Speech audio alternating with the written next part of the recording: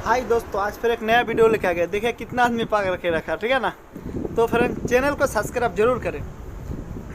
तो ये सब हम लोग पार्ट्स लगाएंगे। एक टाइमिंग चेन योमा SZRR का, ठीक है ना। तो चौक के भी लगाएंगे, टेंशनर लगाएंगे, सब फिटिंग करेंगे, ठीक है ना फ्रेंड। तो वीडियो फुल देखिए। 310 रुपया इसका टाइमिंग चेन का कीमत है, 310 रुपया। तो टेंशनर भी लगाएंगे इसमें, टाइमिंग चेन बदलेंगे, टेंशनर भी लगाएंगे।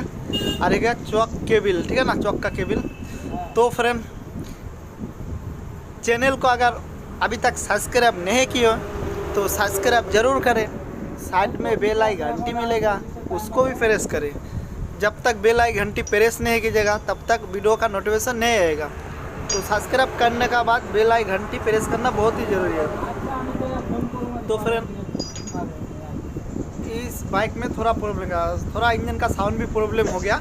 योमा SZRR, इसका टाइमिंग चेन लगाएंगे, चेन टेंशनर लगेंगे और चौक का केबल भी लगाएंगे, ठीक है ना।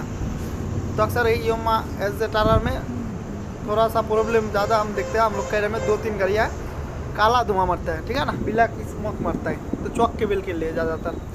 तो फ्रेंड देखिए ऐसा भी काम करेंगे, ठीक है ना फ्रेंड। तो फिर मिलते हैं नेक्स्ट वीडियो में।